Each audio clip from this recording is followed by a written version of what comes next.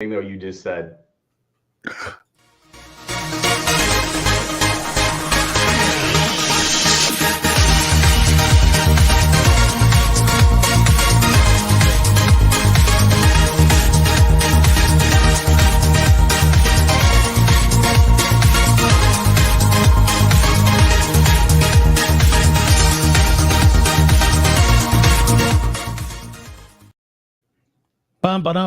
What's up, ladies and gentlemen, boys and girls, and everybody in between, if you're so being there.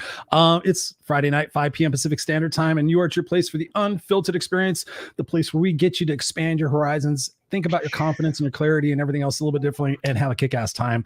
I am Christopher Rausch, your No Excuses coach, and I'm joined, as always, by my brother from another mother, Austin, Texas, Mr. Black Shirt over here. We're salt and pepper tonight. Hell yeah. Scott Goyette in the black and Chris in the white. Ooh, I feel like an angel. You're like the devil, and I'm the angel. I feel like a little devil. Are you? Sometimes I think you are. Sometimes a little devil. Well, aren't we all? My mom would say I am. He's a little devil. When did she start calling you a little devil? When you were like before a year old?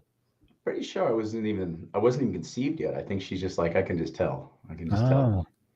So nice. It's a little smirk when I do that little like this. She's like, "What did you do?" I'm like, "Nothing."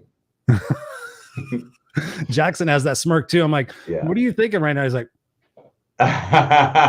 he thinks he can get away with stuff, and I'm like, "Dude, you're talking to two of the biggest bullshitters in the world." Me and my wife, like, we could bullshit the best of them. But he actually got me the other night. We were doing his homework. And he has this like page, and like you pick like out of like 9 different things to do their homework every night. Each week it's like a different part of the lesson. But I said, "Well, what do you want to do for your homework tonight?" He's like, "Well, Dad, I think I want to look around the house and find things that start with the letter that we're working on this week." He's in kindergarten. And I'm like, "Well, what letter are you guys working on this week?" He says, "I." And he goes like, "I got to find things around the house that say I." And I'm like, "Okay." And I said, "Is that really a thing?" And he's like, "Yeah." And so we start looking for things. He couldn't find anything with an I. And I said, "Is that really something?" He looks at me, he goes, "No." I'm like, "Dude, you're 5 years old and you had me?" It seemed realistic, but I was like, "You little fucker." Sound pretty good. Yeah. But I mean, what do you got to lose, man? You're helping the kid figure out his letters. Yeah, but he couldn't even find anything with an I. I'm looking at his iPad. I'm like, "There's an I." I'd be going with ice cream real quick and then be like, "Daddy, I have to eat the ice cream because it starts with an I." And you're like, okay. Yeah.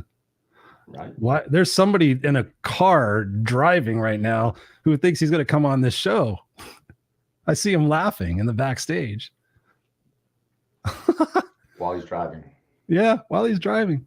We're just gonna talk about him. Yeah. Go. So tell me about a time in your life, Scott, where you failed. A time where I failed. Let's see. Never. Yeah, I failed. Or you Dan failed. Maybe you Dan failed. That's like a super fail. I'll tell you a funny failure. It's an ignorance failure, but it's kind of hilarious. So my calculus class, sophomore year of college. Sophomore year of college, I was taking like Calc 1 or Calc 2, whatever it was. And it was the last math class that I had to take. And it was during a time that we're supposed to be at basketball practice. So they give you a lot of like leeway about going to class. So I missed like 2 classes because we had a game or whatever. And then I come back right before the test. So I'm listening to him explain everything, for the test, but I came into that class late. I just come back from basketball practice. And then I come back to the test the next day, and I had missed a bunch of classes, but I knew what I needed to know. So I'm like, wow, that's a lot of formulas to study. So I studied my ass off, and I'm like, this is a lot. I'm sitting there and I'm going, oh my God, there's a lot of people cheating in this test. I see people like pulling out like a sheet and they're looking at their notebook. I'm like, does he not see this? Like, are you kidding me? So I ended up getting a 60 on this test. And then when he passed the test back, all these other kids are getting like 80s and 90s. I'm like, these people are not that smart. Like, what happened? And he's like, well, it's a good thing you were able to take that formula sheet into the test, isn't it? And I'm like, what?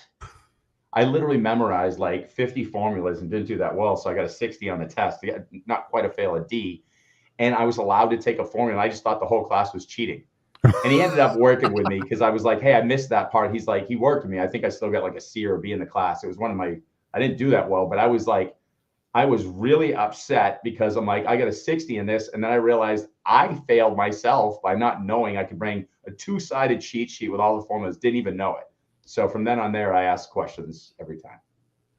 Nice. Yeah. I mean, you got to fail to be able to learn how to do things. I mean, that's one of the most important aspects of this. Listen, ask questions, all those things. Listen, ask questions, pay attention, focus on the ball, that kind of stuff. Yeah.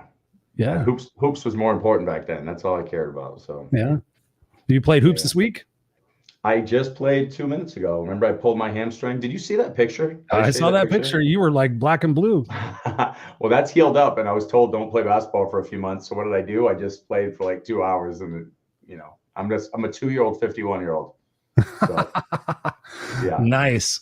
I mean, it's a dynamic time in our world, in our life. And tonight we had a guest scheduled, and then he backed out, and then now he's backstage.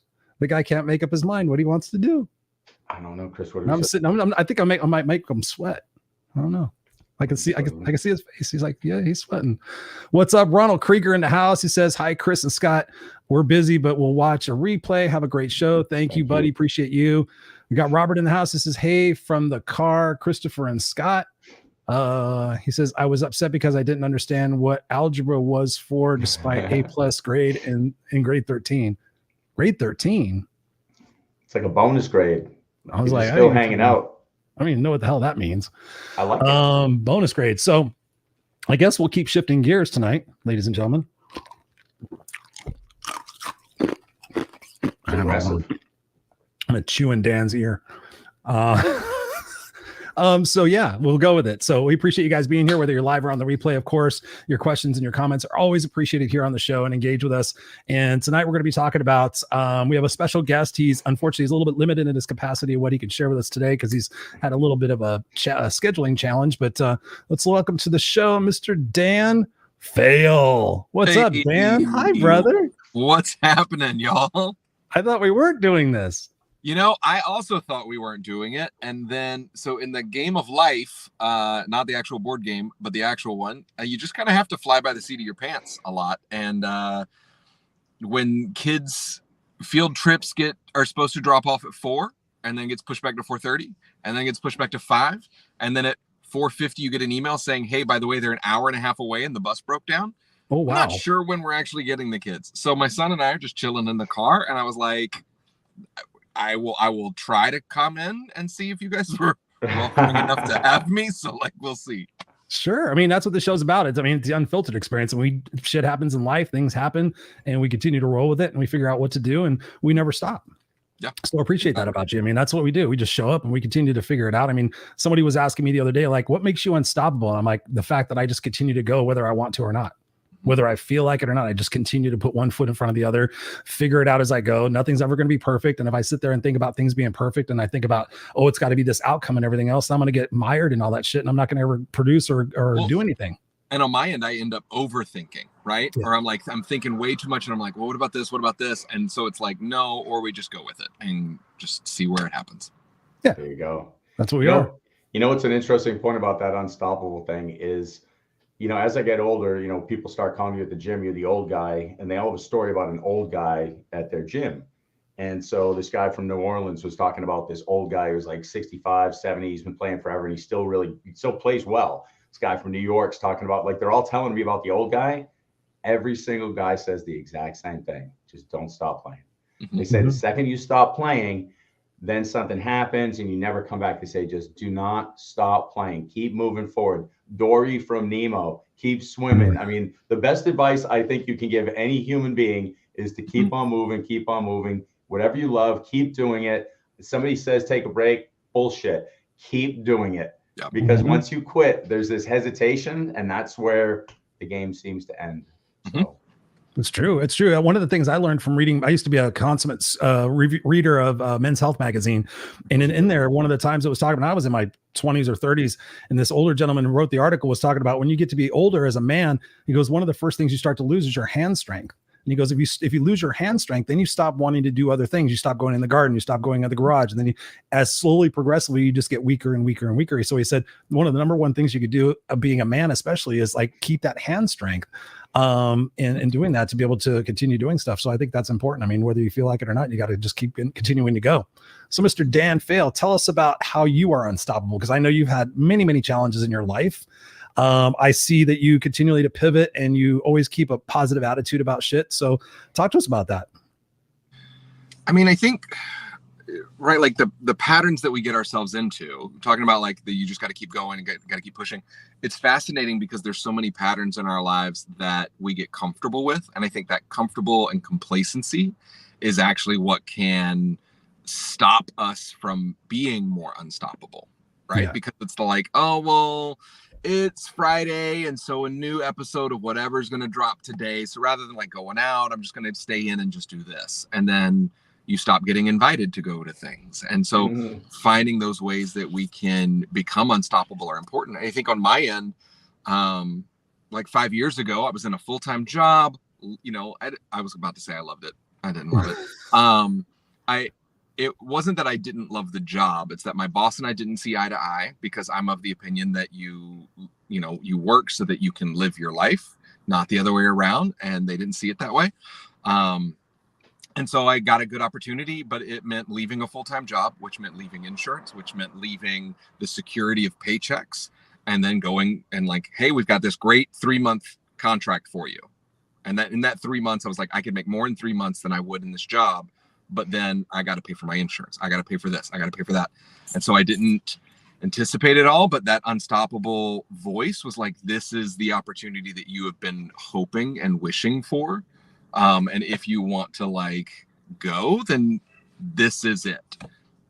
And so get out of your own way and actually just go. And I think that was part of are you going to take the leap or you don't? If I'm going to tell people all day that you got to try and fail, but then never actually try, right, then I'm a hypocrite at what I'm doing myself.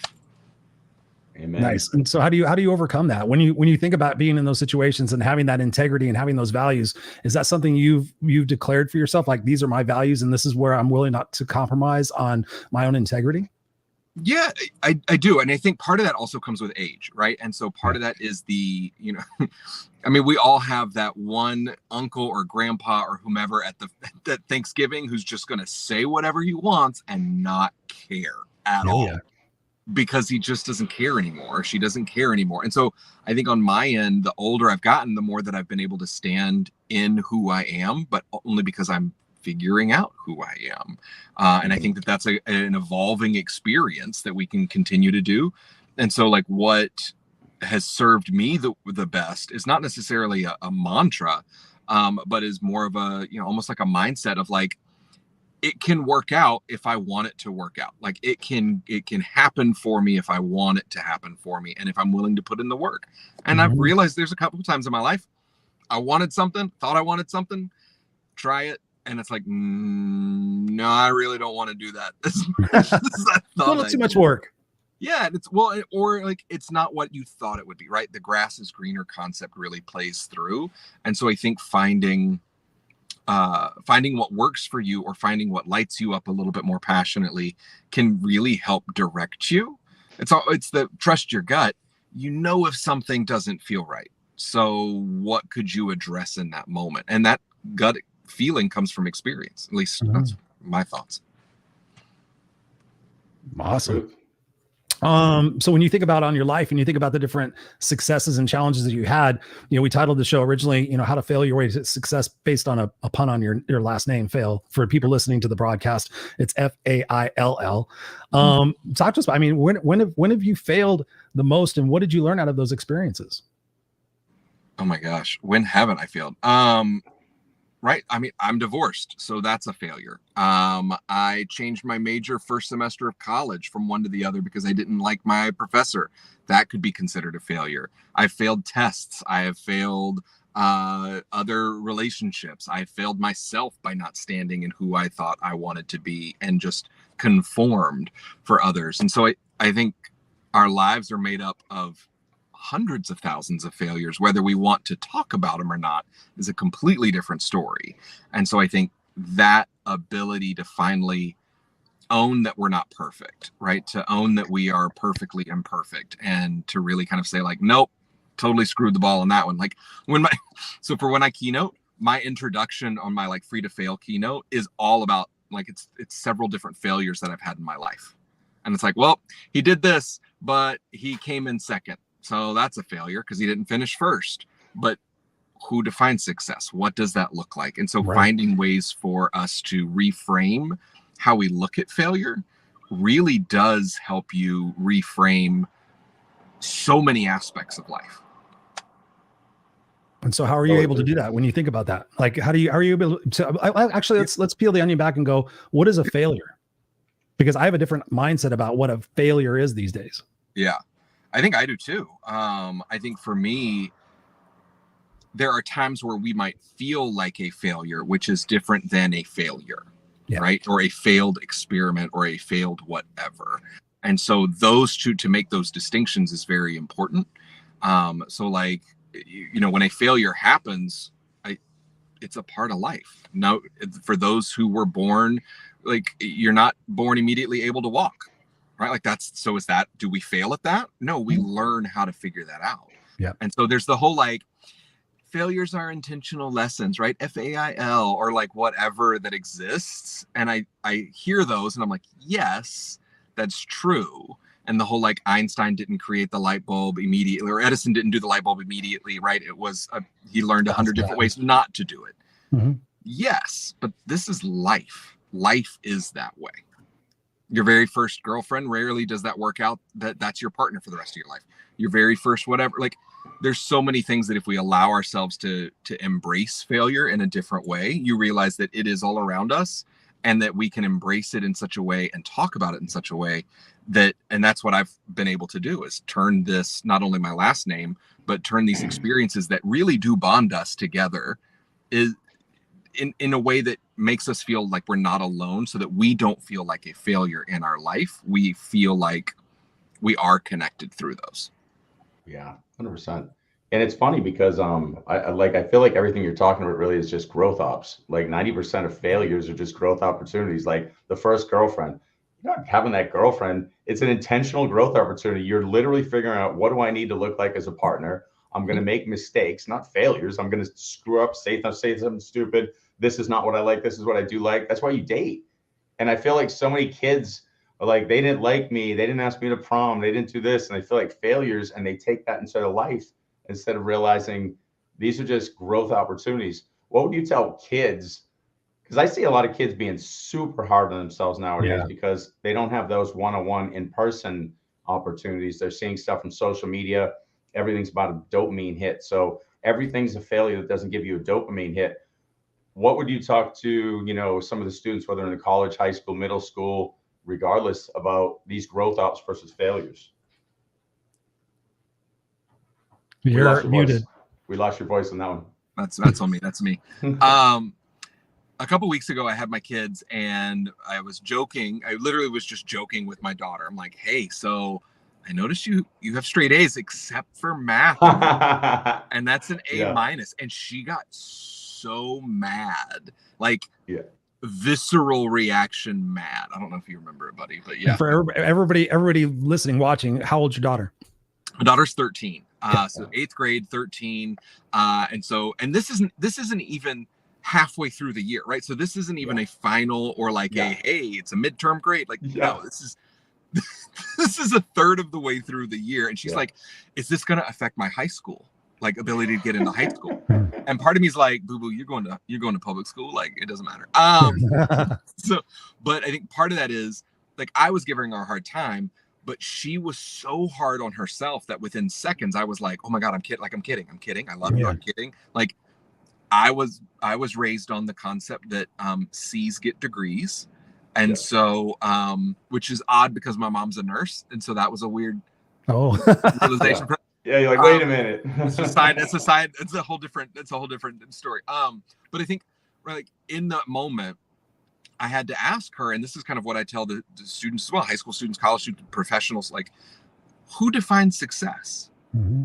So yes, we have a scoring rubric for school that says an A is successful and F is not.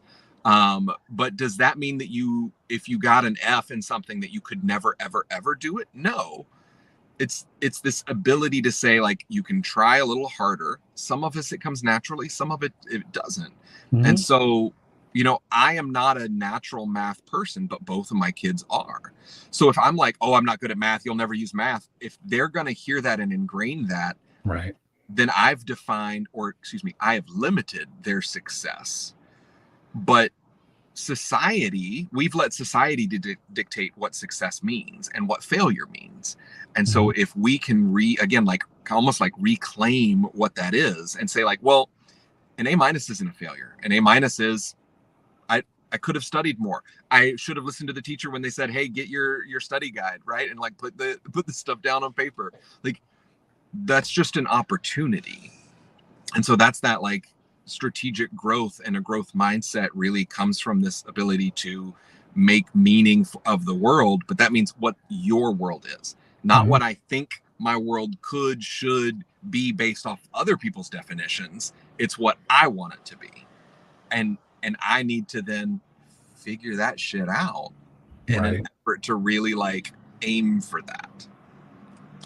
It's true. I mean, what you're talking about, Dan, is the fact that everybody has a different barometer for what success is based on the conditioning that we had from our parents. And when you think about the generational differences, the different parents that we've had, it's understandable to see like, okay, you know, if it's so meticulous, like you have to get an A and that's successful. But at the end of the day, like I've had teachers who were shitty teachers who gave me a D. But I'm like, dude, you're the fucking teacher that didn't teach me shit. I'm a different kind of student. You need to acclimate to me and make sure I'm successful. I actually called a philosophy teacher out on that. He's like, Chris, you're not getting it. And I said, maybe you're not teaching it right. Swear to God, in front of a class of like 60, 70 people, you were like, oh, and I said, maybe you're not teaching me right. Let's talk about that. It's a philosophy class. Let's talk about that. And our general definitions of success, like success in the 40s, 50s, white picket fence, 1.5, 2.5 kids, whatever. But like, there were still significant injustices in the world. So who defines success of the white picket fence? And I use that word intentionally, white picket fence. But like, who defines success when it comes to all of that? Again, those in power, those in charge, those marketing success to you. And so how do we, again, deconstruct what we see and make meaning of it ourselves in an effort to say, like, this is what I want my life to be. I rent an apartment in LA. Could I buy a house somewhere? Yes. Do I pay more in rent than most do in their mortgages in the United States? Yes. I'm here because my kids are here. My ex-wife is here. We co-parent really well. But at the same time, like, I feel successful now. I didn't always feel successful. There are times where I'm still like, rent, I should probably pay that. I should figure that part out. Does that mean I'm not successful in what I'm doing, or I just haven't prioritized parts of my life in the correct manner? So one of the things that, like I can see, just, watching, all of us and just seeing your excitement and getting the new speakers bureau that you're working with and the partnerships and getting in front of the students and doing all that. Once you come into alignment with your brilliance, genius, whatever you want to call it, your gifts, the things like the rant and all that start to take care of themselves. And we both know that we hear that, and it's a hard thing to explain to people. It's like the first thing I teach, create that mission, that why. Once you get to that heart-mind alignment, the universe literally takes care of the how. Talk about that, a little bit, because, you're living that right now. You're saying, the idea that, hey, you're renting versus, what somebody else might say, Dan, you should have a house right now, versus you're living in a way that if you die today, you're doing something purposeful in the moment. You could have a house, maybe do nothing purposeful. And people get twisted in that. Like, somebody's going to die with their Rolex watch or whatever, living in a house and everything in the white picket fence. And it's a total bunch of bull crap, versus doing what you're supposed to be doing and your God-given, creator-given, conscious-given powers. So talk about that and how important failures are there, or stepping stones or growth ups. Yeah. And I think that there's a lot there, right? Like, I could have a white picket fence anywhere in the United States. I could make enough and do enough and to do all that, but would I be happy? Would I feel content? I love what I do. Love what I continue to get to do. I actually just took a full-time job like 4 weeks ago. Does that mean I'm a failure as an entrepreneur? No, that means I got an opportunity to work for this really cool agency and company to do like dope work and help advance the college movement and work specifically with college men on how to be better men and understand the world in a new sense of things, right? Because the world looks different than it did 3 years ago. And so finding ways for us to look at ourselves and what our circumstances or what our current reality is. So there's this whole concept called choice theory, right? It's called choice theory reality therapy. And so it's every choice you make is an intentional choice. So if I decide that I'm going to go out and just get really, really drunk, that's a choice. But oftentimes it's like, well, Dan, you were acting a fool. Okay, but no one asks why. Like, what's what happened prior to that made me want to go down that road? And that, I think, is the skill that we've lost, is being curious and really asking those questions. And so part of that comes back to, am I happy with what I'm doing? What is happy? Can I go to bed? My buddy James Robillata, he's another speaker, says, like, are you doing what you can so that when you go to bed, because you're the only one that has to fall asleep to the sound of your own heartbeat. So are you doing something where you feel good and content in that? And I think that when you create your universe, you're going to be able to see what lights you up and what doesn't. And that's where, you know, I literally doodled on a paper napkin this whole concept that I came up with around failure, like not only using my last name, but I was like, if you're going to be a leadership speaker, what's going to differentiate you? You already have the last name, leverage it a little bit more. Sure. And so, like, looking at failure, I think we're not creative enough anymore, right? Like, I'm literally tuned in on my phone right now. My son is actually on my daughter's phone right now. But I mean, like, we're on these devices that are designed to take up our brain space and time of day. So when was the last time that you let yourself be bored? Legitimately bored. Like, when you take a walk without headphones, when you are in the shower without music, when, like, what are those times that we can do that and create those spaces? Because again, I think in general, once we are bored, we can become more creative. And when we are creative, we become passionate about something. And when we're passionate, we want to tell everyone about it, which means we're going to bring this group of people that are passionate around it. So we create that group, and it's okay to outgrow groups. And I have outgrown many groups over the course of my life. Do I still consider them friends? Yes. Were they also some of the ones that were like, you're going to go into business for yourself? Is this a good idea? Family, you're going to do this for yourself? Yeah, I'm going to give it a shot. I'm going to go and see what I can do. And I think part of that is becoming, to Chris' point, the unstoppable piece, but really looking to see how we can create success and happiness in our own definition, because my definition is going to look different than both of y'all's. So I want to sit on one thing that you just said right there, because I think it's I saw him get excited. No, because it's a gold mine that we miss often, and you hear people say it, but I never hear people elaborate on it enough. You know, the space in music, that's what creates the beautiful music. The space in our life. You know, you listen to a song and there's that space that makes you kind of lean into the next thing. My musician friends are always talking, you know why this song's great? It's a space. And then we explain it to me and listen, I'm like, you're right. It's that little into this. And I think that is so, so true, that we've created a noisy existence and we've created a busy existence, and that forces us out of our creative minds, and then we're just followers. Literally, the cell phone, like just to say, go take a walk without a phone. My daughter literally, I'm blown away by this, because she literally every single night says, I need to go take a long walk just to kind of just think. And I'm like, holy shit. Wow. She's smarter by herself. She's like, I need to go for a walk and just process things. She wants the phone on. She still plays with the phone. She's a kid. She's going to play with the phone. She's going to send her text. She's going to do that. But she recognizes that she needs that alone time, doing nothing else but being with herself. What can we do to get kids to do that? I'm blessed because I didn't force her to do this. This is lucky as shit for me. Yeah. I think, right, there's a mindfulness component there, right? If you're feeling stress, where's it coming from? Is it coming from a comparison place, right? Like, is that where it's coming from? Of like, I'm comparing my stress levels with others who don't seem stressed. In which case, like, then what is that busyness, that noise that we can help silence? You know, and my ex and I have created this kind of like a challenge for the kids of like, can you do 30 minutes with nothing? And, you know, like, you can read a book, you can draw, you can do whatever, but like 30 minutes, no phone. Like, let's just try it and give it a shot. And I think, again, because they've been, when you think about kids right now, and really it's pre-18, they've been raised in an environment of smartphones. And so, like, I even now, and because I'm realizing, you know, like, I was in grad school when Facebook came out. And so I was decently well established, maybe not fully all here yet, but like decently well established as a human. But like, that in and of itself of just, well, let me just walk. Oh, I'm feeling bored. I'm going to open up my phone. Or, oh, wow, there's this whole like happy hour group of people or a networking event or whatever.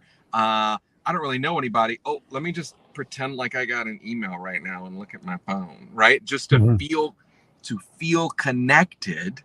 I am going to look at a piece of technology as opposed to existing with whomever is around. And I'm so guilty of this. I play games. There are times that like me and the kids are on the couch and we're each on our phones playing games. And then it hits me and I'm like, hey, let's do something. Let's play a board game. It's like, no, we're in the game. And I'm like, well, I'm not going to force them to do it. Right. Because I still want to be like somewhat liked by them. but it's, I'm saying this is my son sitting next to me. Did you just say so accurate? So accurate. So accurate. Put him on camera. Come on, let's get him on the show. What's up? What's up, buddy? Hi. Welcome to the Unfiltered experience. Thank you for your contributions. Thanks. Tell stories about your dad. Go ahead. My God, no, let's not. Embarrassment is only another way of failure. Embarrassment is another way of feeling. Damn, he is talking some quoting. smack. Future speaker in the room. Yeah. I like it. No, so I think like, how do you do it and how do you have those conversations? I think number one, we try to lead by example better. And again, 100%. I'm not great at this. But I think too, like that's a challenge that I continue to give every single audience is what can you do without technology today? And just try. It doesn't like it could be an uncomfortable 5 minutes, but can you give it 5 minutes? Can you put your phone and alarm in a different room or a different side of the room so that it's not the first thing you grab in the morning? Again, full-fledged guilty of this. So I think that there's so many opportunities, but again, comfort says that where I get my dopamine hits, where I get my comfort is first thing in the morning, let me look. Last thing before bed, let me look. I'm uncomfortable, let me look. And so finding ways to get those moments that aren't reliant on comparing or looking at emails or whatever that is via technology, I think is going to be incredibly important for us as humans to connect and reconnect. But to discover what that could be. Maybe it is, I feel so lonely, but I live alone and my work is alone. So maybe hopping on the metaverse and hopping in virtual reality and talking and creating a community there is possible. So I'm not shitting on technology by any means, but I am saying there are opportunities that we miss by burying our heads in the phone. Mm-hmm. Yeah, it sounds like what we're talking about tonight. I mean, really it's one aspect to talk about fears and or talk about failures and mistakes and everything else, but ultimately it goes back to a fear. Like the fear of being judged, the fear of ridicule, the fear of not being enough, the fear of not being included. We take that back to the conditioning process between 0 and 5. You think about all the times that, where we got negative attention when we did something bad, but we didn't get the positive attention when we did something good. And so talk to us about that. Like fears in general, like I'm afraid to make a mistake. I'm afraid to fail. I'm afraid to go out there and get out of my comfort zone. I'm afraid to put the phone down. I'm afraid to look the fool and everything else. One thing I've learned in my journey at 50, almost 54 now is like, fuck failures. It's like, I'm here to live. I'm here to experience. I'm here to dive into the juices of everything that's going to be possible because all of it has contributed to this point to make me who I am today. And I'm pretty happy with who I am today. So I look at all those different things like the fear of public speaking. Like the first time I walked out on stage and told people I was homeless, I almost shit myself. I'm like, I can't believe I'm walking out in front of 500 people and tell them that I used to dig through dumpsters, and the applause and everything else was like, wow. And that validated the fact that I stepped out of my fear to go tell people something completely embarrassing about myself, where I used to make up stories about my past because I didn't want people to know I was homeless. Breaking out of that fear and building that connection with people was something for me that was like, wait, fear is a good thing because it's testing me to go past those boundaries. How do we get past those boundaries, Dan? What has been in your life? Right. I mean, like, so aticophobia is a fear of failure. Like that's the actual like diagnosis, aticophobia. And so like looking at how we have viewed it, we've viewed everything and we've created everything as like a fear of, kind of to your point. And so there's money to be made in fear mongering. And that's something that over the last less than 100 years has really been put forward. And so when we think about, right, like if you want your baby to survive, you need this like little plug that goes under their diaper that costs $79.99, so that way you can tell if they're not breathing at the middle of the night. By the way, if they wet their diaper, the sensor no longer works. So why do I know this? Because my ex-wife bought one.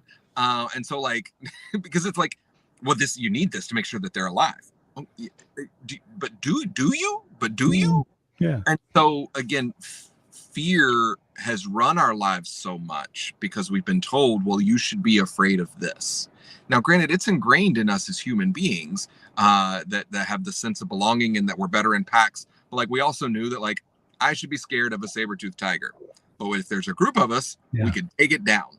So like there's a right fight or flight response that often occurred. Fear over the course of several millennia has taught us that we should be more fearful or guarded or whatever. And so looking at what that means.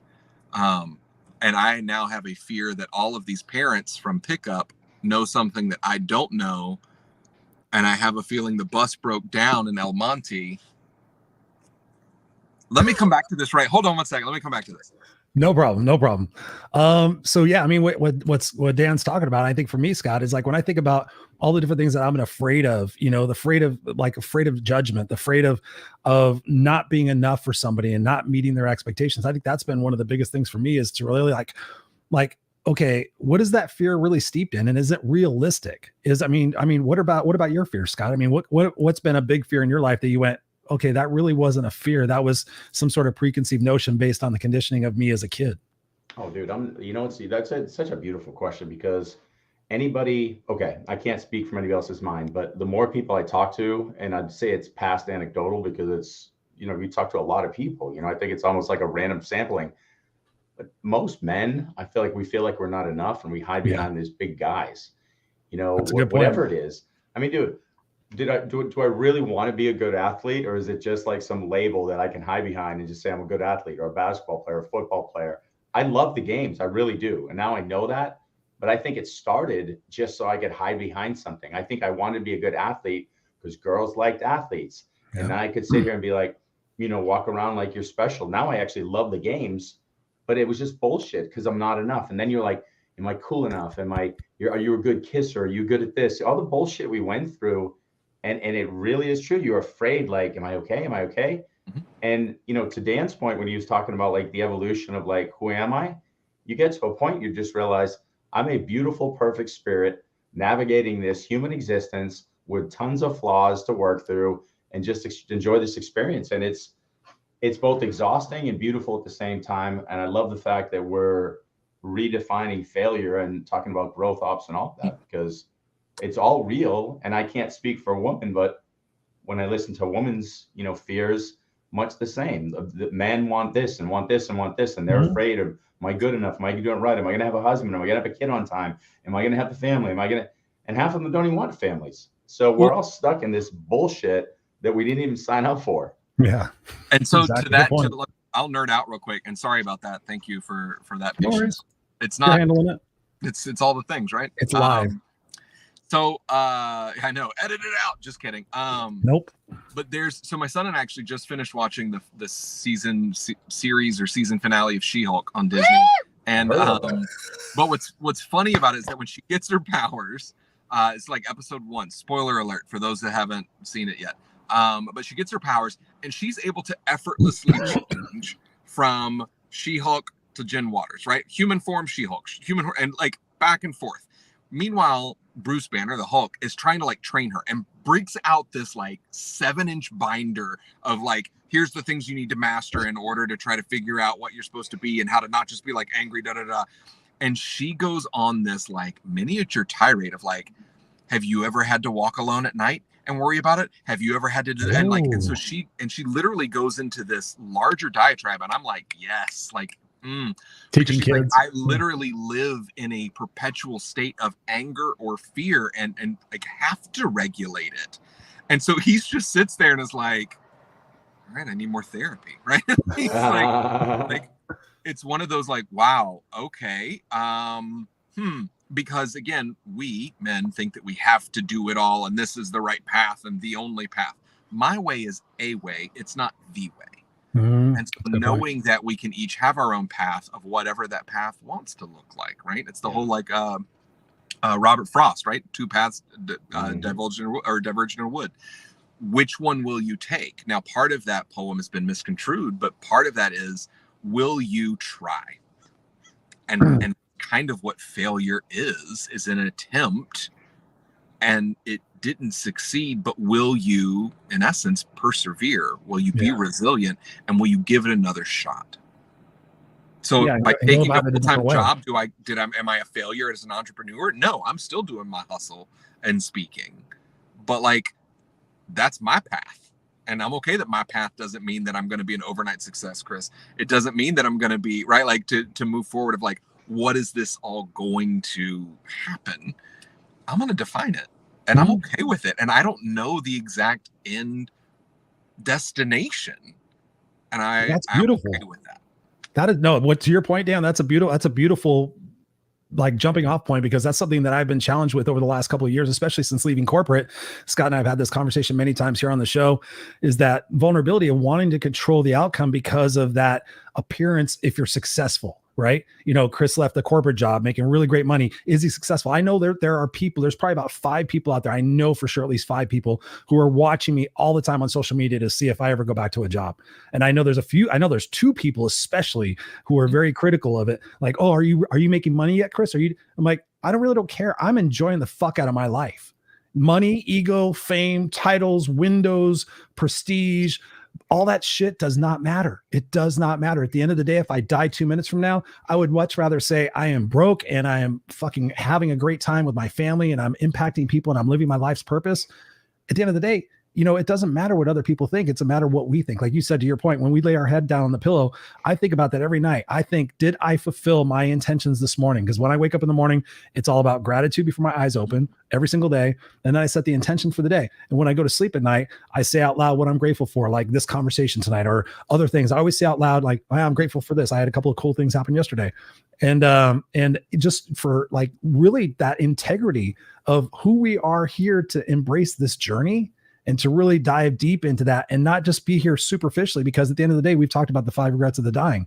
The number one regret is the fact that we are not living the life that we want to live. We're living the life that we think we're supposed to live to gain the validation and recognition of people who are going to be dead before us anyway. It's ridiculous. It's asinine. So to your point, like wake up every day and be excited about what you're doing and what you're becoming and get out of that comfort zone and like truly live and like find out what you're made of. Like I get chills when I think about it. It's like so many people are out there like, yeah, I just don't like my life, but I'm afraid to do anything. I'm like, how's that going to feel in 20 years when you're laying on your deathbed going, well, fuck, I'm going to die anyway. And I didn't do shit. Well, and there's the I think it was Chris Rock did this whole thing of like there's the you could get hit by a bus, so you might as well like live life to the fullest, which yes, to an extent, but that doesn't mean that you can also excuse away your behavior today. True. Right? So that doesn't mean that I'm like, all right, well, if I'm going to die tomorrow, I'm going to tell everyone that I hate them. Yeah. Live in the moment, not for the moment. Because living for the moment means go F yourself. We have to regulate that a little bit more to be able to really understand that like our intentions, our impacts that we have now are incredibly important. And so how we live today should be relevant to what we want tomorrow to also be. Like Chris, when I go to bed or before I go to bed, I pull up my notes feature and I have a daily wins notes in my iPhone, right? So it's like, what are the wins today? Because over the course of the pandemic, I was going to bed feeling absolute garbage on myself. And I was waking up, or I was going to bed feeling like a failure. I was waking up dreading the day.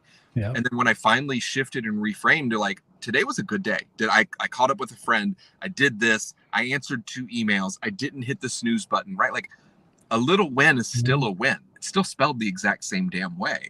Yeah. So like by reframing the, like I had a good day when I went to bed, then I'm ready to have wins the next morning.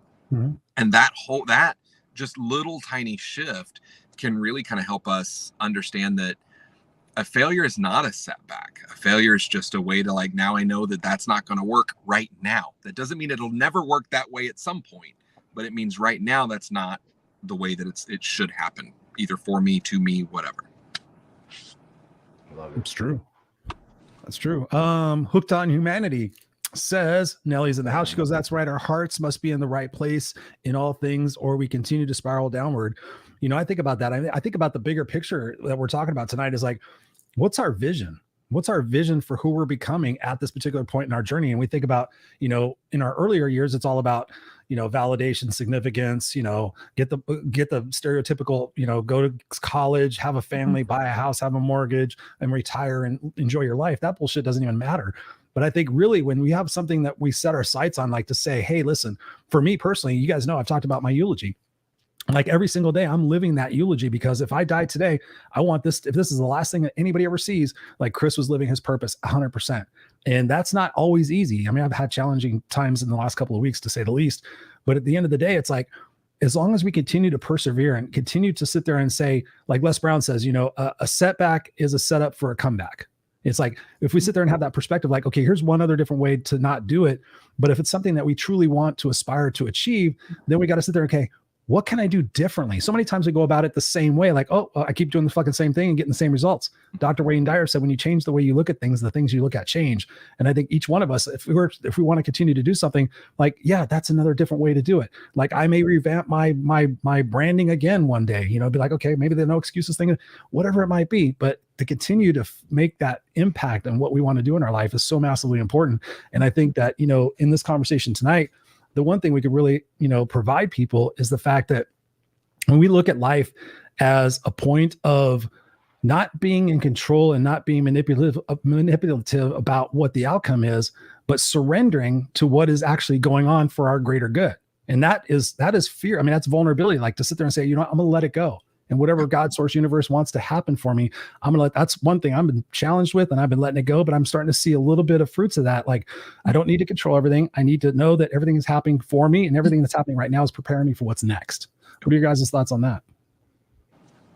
There's two things I'd take out of this. I would take the words let it go and surrender. And then what was the other thing you guys said? You said one other thing. My brain just left because I was listening to you on that one. There was another word you said.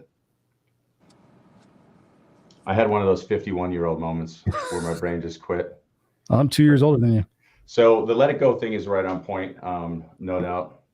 You take this one, Dan. I had a really good point, and I think my week just caught up to me. It's like I'm sitting here right here, and mine was also right there, and then watching you fall apart, it was like, yep, it's right here. Nope.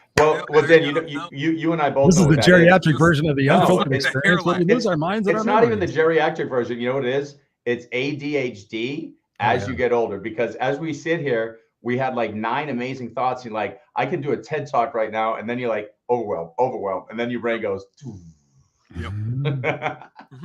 No, it's so true. It's so true, dude. Like the thing is, if I just shut up and stay on one point, I could go all night. But then I'm like, wait a minute. This is the perfect alley-oop for so many great things to say. And I'm like, oh, shit. It happens. I know. I like it. Yeah, I don't even remember my point now. I like the interior of the car, Dan. It's really nice. The gray it's a nice couch, man. The RAV4. Do you have map lights and stuff like that? Is it really? How's the glove compartment? Yeah, pretty good. Let it go. Let's all sing "Let It Go" right now. Let me ask you guys. We're all parents. Okay, let's shift the conversation here. We got a few minutes left. We're all parents. What do you think is like the most important aspect of instilling in our youth today about what we're talking about tonight? Failures, mistakes, things that sometimes would often seem quote unquote negative, but actually really could be a positive. What can we say to the parents and the kids that are potentially watching this tonight? Hopefully they don't mind the swearing, that we can impart upon them. I think on my end, I just want them, as my son starts to lean in on me. Record him. Yeah, right. I think on my end, I want my kids to feel comfortable in themselves. Yeah. I want them to feel like they can be vulnerable and not have to be perfect. And that was actually, now that I'm thinking about it, that was my point before we all lost our minds at that moment. Because that vulnerability of sharing is what really truly connects us. Yeah. And so that level of support and finding that level of friends that won't use that story or the vulnerability against you is going to be incredibly important. But if I could instill in my kids just to feel like they don't have to have it all together, but they need to express vulnerability in different ways. And I think my daughter does it in some ways. I think my son does it in some ways. And he's being a little dick right now. And he's fake crying. A little dick. He's like, Dad, you get an Academy Award right now. Yeah. He's the actor. The best. I love him. Thank you. So yeah, I think, right. I think there's just be comfortable and be who you want to be rather than what others, or being who you think others want you to be. It's got to be true. What do you think, Scott? I agree. It's we all get suckered into that. I mean, it's somebody said something the other day and it really resonated. I think was it with us on the show? Or was it one of my groups? We were talking about masks. And the most important thing with masks aren't a bad thing. So in other words, I want to wear a mask when I come here to the show to an extent, like I'm a certain, person. There's authenticity, vulnerability across everything I do. But I might have a different mask when I go hang out with my parents, whatever, but it's the same person, but there's a specific mask. But what's in the ingredients in that mask? Is the ingredient something where I'm trying to, just get a dopamine hit? It's a defense mechanism against something. And that really resonated. That was on the show, right? That was when there was on the show was what's his name? The last show. My brain is gone today, dude. I'm like, I'm just having fun. No, so let me just tell you this real quick. This is actually funny. I'll back up. So when I was going out for my, with my buddy to that cruise, Kim's driving the car. Okay. And this is what I remember we were talking about: reframe and let it go. Those were the two things. Yeah. Kim's driving to take me to the airport. She hits a curb on the way into the airport. Okay. And so long story short, she's got to get the car towed. We end up getting 4 new tires. Right before I left my car, I find out it had just gotten the brakes fixed like a month ago. They need to get the brakes fixed again. A caliper stopped up. It's going to be another $3,000. While they're fixing that, while I'm on the boat, they get my car in an accident after I just got it finally fixed from the drunk driver who hit me. So here's what I want to say though. Jesus. So this goes to the point. This is what I was going to say. The reframe, look at things different, and then step away, observe, but also, let go. So I had to sit there and I go, wait a second. My daughter's just starting to drive. If that tire didn't hit that curb, what if that was just ready to blow out? And I'm just starting to hypothesize. Sure. And my brakes, if that caliper's breaking, what if that didn't happen and my daughter's in that car? And so I started, and I'm, again, I'm just thinking outside the box. But if the universe knows better than me, yeah, there was those sizable dollar amounts and hugely frustrating, and nobody wanted to be in the middle of that. But those are 2 crucial components to a vehicle to keep someone safe. Oh, yeah. And so my thing was a quick reframe where I'm like, okay, I'm going to move on from that. Universe knows best. If I'm going to preach the how, that the universe is taking care of me, I need to trust in it. And when I step back into it, I'm still dealing with it. I was just finishing, I picked the car up. That's why my brain's, I think, still, I'm trying to reframe it. But I was like, wait a minute. This is starting to make total sense why these things are happening. Now my kid's going to be safe in 2 cars, where before, if those 2 things, imagine your kid's on the highway, caliper sticks and the brake goes out or the tire blows out. This could be like a life or death thing. So even though my immediate reaction is really pissed off and I'm so upset, I've come to this space where I'm like, I'm going to reframe this. I'm going to accept it. Thank you, universe, for working with me in this. I trust you. And that faith, I think, is massive. That's what I was trying to say earlier, was reframe and let it go. Beautiful. I came back. The universe gave that back to me. You got full circle. Hell yeah. Yeah, there we go. 3-pointer. I feel better now. So Mr. Dan Faill, thank you, brother, for being here. It's been, we made it. Now I got to go back and switch it back to what we had originally. I'm so sorry. But no, I think it's an exercise in flexibility and failure. Yeah, no, I mean, we pivot. That's what the fuck happens. I mean, we live this on this show. This is life.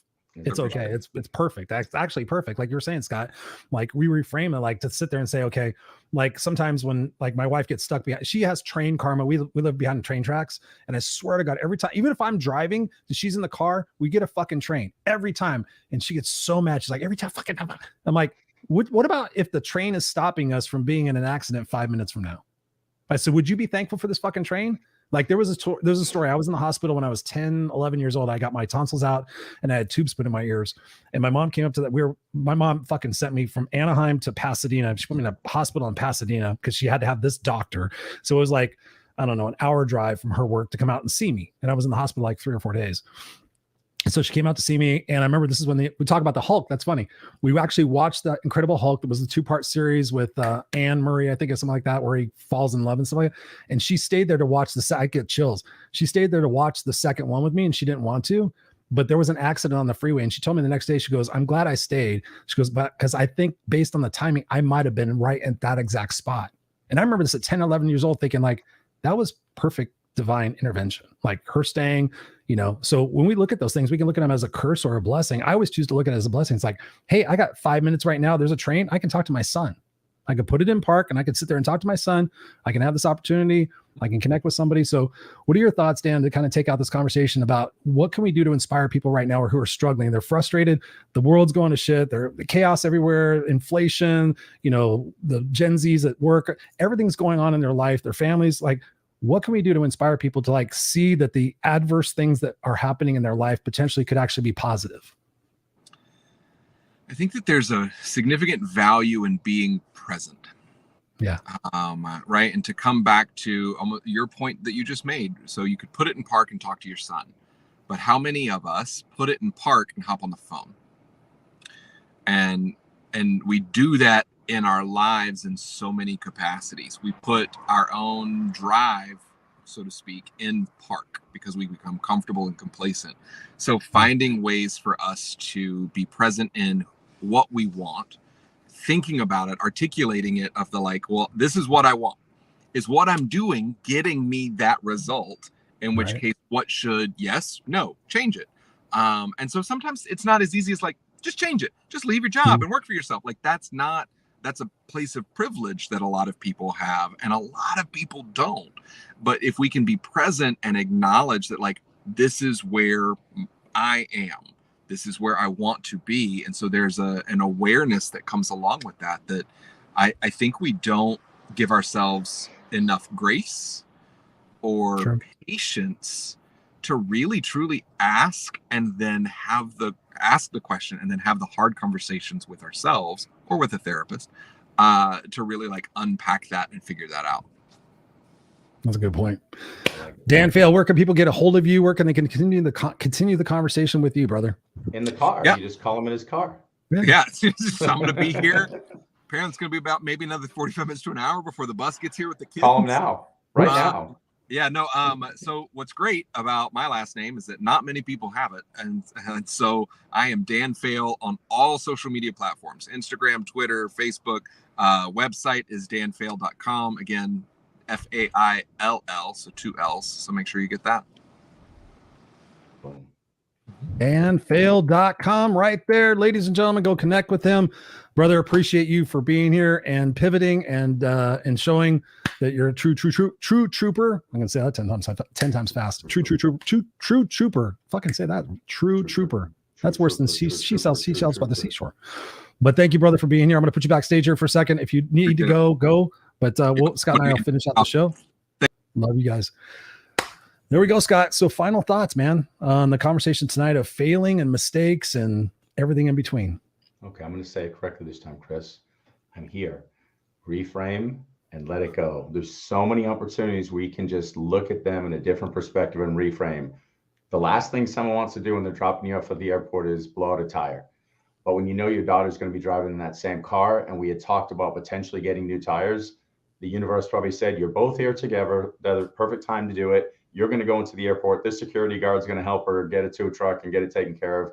Not ideal, but a reframe puts us in a great space. My car's fixed. So reframe, let things go. That when you sit and hold on to something that potentially is going to create an emotion of either anger, sorrow, or fear, whatever, you've got to cut that off at some point. And the quicker you cut that off and say, I'm no longer going to sit with that emotion, I'm going to move forward, the universe is taking care of you and just trusting it. So I'm just going to go with that. Failures are potentially good things. They're growth opportunities. Depends how you want to look at it. So a simple reframe makes it a growth op and not a negative thing and a failure. Thank you, Dan, for helping me get that out of my brain. I can't even build on that. That was perfect. That was a perfect exit, and appreciate the conversation tonight. Appreciate all you guys being here. We got Robert Brooker in the house. We got Nelly in the house. We got Mary Kay in the house. We got so many beautiful people in the house. We got Nelly in the house. Thank you guys all for being here, whether you're live or on the replay. We appreciate you so much. Next week, check this out. Do you know this, Scott? I didn't even know this. Next week we have Debbie Bettendorf, and I know her from Facebook. But I found out the other day that she is Linda Carter's sister. The original Wonder Woman's sister. I was like, somebody told me, like, do you realize that I'm like, I did not know this. So we have Debbie Bettendorf, she has a different name, Bettendorf, next week. So thank you guys for being here. Check it out next Friday, 5 p.m. Pacific Standard Time, theunfilteredexperience.com. Of course, please go check that out, theunfilteredexperience.com. And come join the community. We appreciate you guys, and we will be back here next Friday night, 5 p.m. Pacific Standard Time.